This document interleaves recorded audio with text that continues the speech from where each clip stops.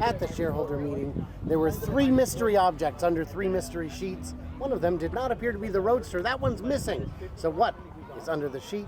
Let's have a discussion about that. I'm Brian. Welcome to Futuraza.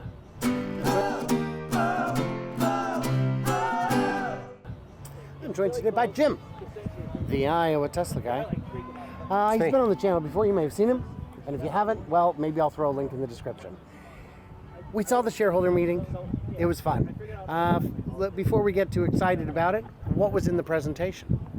I mean, how was Elon?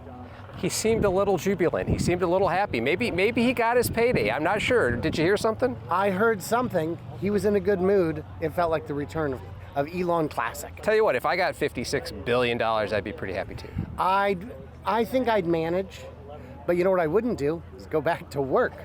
So that's one difference. So there was a product roadmap. There was. We saw there's sheets, very important. What's under there? Ghosts? No, I'm not afraid. But we saw 2 vehicles at the ends that looked similar. And we saw one in the middle that looked a little chunky, a little boxy. Boxy boy. Yeah. So let's start with the easy one. What's the boxy boy? I want it to be an RV. Ooh. Because I'm big into road tripping. My wife and I are big into road tripping. I want an electric RV that actually has decent range, but I don't think that's what it is. I think it's probably a competitor to like the Amazon box truck. Okay. Because he said that you may not think that these are very exciting, but give us time. They'll be exciting. So you guys know what I've been saying about the boxy boy for a while is they need a boring tunnel machine. Not a boring tunnel, that's already a thing. Right. They need a boring tunnel shuttle. Yeah, oh, sure. And that form factor would be the right one. What's wrong with the Amazon delivery vans? Do you know? I don't know. Oh, the range. Oh, they're small because they got to come back and charge pretty much every day. 150. That's pretty short. It's pretty short, but it's 150 true miles because commercial customers don't suffer that. What? You don't get full rated range in your Tesla? Are you kidding me? At fully loaded at highway speeds? I do not. Oh, really? I do. I do not. I'm kidding. I should hope. Because I was going to say you're lying, but I'll take kidding. Yeah. Yeah. So if they could make, the thing is the addressable market for vans, even with 150 miles of range, is significant. It's substantial. Yeah. But at 300 miles, It's a new ball game. it's a new ballgame. And at 300 miles fully loaded, now it's a camper. I hope so.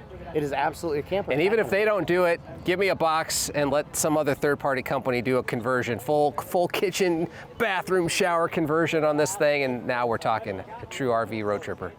Absolutely. Well, and that's what I hope would happen. So I think that's what's under that. I hope that's what's under that sheet. Now there's 2 more at the ends that looked kind of similar to one another. Yeah. What's your speculation there? You know, is one of them, the robo-taxi that they're going to announce here in August, maybe? I think so. Then what's the other one? I don't know. I mean, it could be a car version of the robo-taxi. That's what the shapes looked identical. They did. So I think it could be the same car twice, once with and without a wheel. I really hope that they can pull off a car without a wheel. I know that I know Elon's been saying, don't ship this car with a wheel. I'm like, you gotta ship it with a wheel. We're not ready for it. FSD isn't ready, but I really hope they can do it.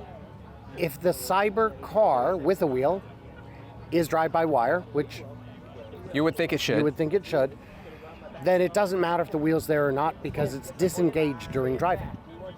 That's true. You can just disengage it. Yeah, play video games. So if somebody with wants it. to reach over and grab it, it doesn't do anything. Right. Now, we know that if you or I touch our wheels during self-driving, it kicks us out. And if someone in a Waymo did it, I assume the vehicle would not get kicked out, but immediately park and tell you to get out and never, ever come back. With a global robotaxi fleet, I don't see that as being as doable because there's too many on the road. There are too many crazies who would manage to get into the system.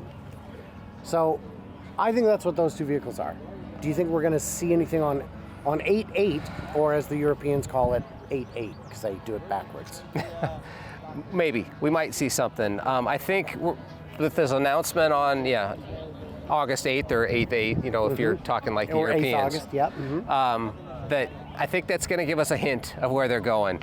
Is this a Cybertruck moment where they roll this thing out with nobody in it and no steering wheel and the seats are facing backwards or to each other like it is in like sci-fi, and it's like, oh my God, where do I sign up? But The only compelling reason I've heard why you shouldn't be facing backwards, because the first one they say, oh, safety. No, safety's fine. yeah, If you can get in a forward crash, a back crash, it's fine. The compelling reason I've heard is some people get sick. oh yes, yeah, I can see that. I have family members that do that. But if it is a 4-seat where you're facing each other, you could get by with just 2 large doors. Yep. We've seen hints that it might have a fancy swoopy swingy door. I don't know Maybe. how true that is. But with 1 door, easy access from both sides. I heard one person say, maybe they'll only put a door on one side. I think that's lunacy.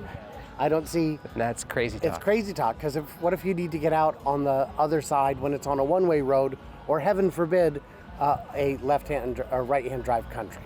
Yeah, So it's going to be universal. They want to make it simple and easy. Roadster, what happened? big promises, although I think 8 hours ago Elon tweeted, hey, it's going to fly. So I don't know if they're going to turn it into the next SpaceX rocket or what, but I think their priorities shifted. I also think that perhaps the 4680 cell chemistry isn't quite where they want it to be to get them all the range they wanted to have. And So my understanding with the 4680 was there would be just a marginal increase in efficiency, that a lot of the gain was going to be just from having a larger cell, and that the real gains were coming from a dry process, which Sandy Munro's teardown seems to suggest is complete. They are dry. they are dry, but the chemical, what they presented in Battery Day a couple of years ago, the chemical compounds are different, and the efficiency is about 30% lower per cell than what they normally would have in there. So Tesla still appears to be struggling to mass produce these new chemical compounds in batteries, and I think that's really constraining their package. I mean, that Tesla is not a Cybertruck. I mean, that car is a lot smaller than a huge Cybertruck. So if their efficiency is a little lower, throw a big battery pack in there. But when you got the Roadster, they got a much smaller package to deal with. So I would agree. I don't think if the Roadster was made today, it would be 4680. I think they would probably go 2170, or even with the same batteries in the S and X, which is the 18650s. yeah, But I think the Roadster's still far enough out that it doesn't matter, that this discussion doesn't matter on that front. yeah, it'll be cool whenever it does. But Will there be a plaid robo-taxi? Because what we could do with a robo-taxi is much smaller, cheaper motors, because no one wants to go fast in an Right. unmanned taxi. Right. It'd be unpleasant. chill mode all the time. Chill mode all the time. Now you've got a slightly lighter car, a slightly smaller battery requirement, cheaper suspension, brakes, and wheels, because the car's just not as heavy. Right. So I think any of that could work. I think it's got to be smooth. It doesn't have to be fast. Okay. Hey guys, would you do me a favor? Would you go and check out Iowa Tesla Guy? Jim the Iowa Tesla Guy, link in the description. We have a lot of fun. And I knew he was going to be here because I required it. Because there ain't no party like a Future Ozza party. Absolutely. Because a Future Ozza party is mandatory. So, by the way, we are at the big event in Muskegon. We are about to have ourselves a pretty little light show with all these fantastic cars and a whole bunch of Cybertrucks. It's going to be a lot of fun. So, what do we miss? What do we misunderstand? Leave it in the comments below. And of course, as you always do, stay tuned, stay juicy, and I cannot wait to hear it from you clever robots on the flippity flop.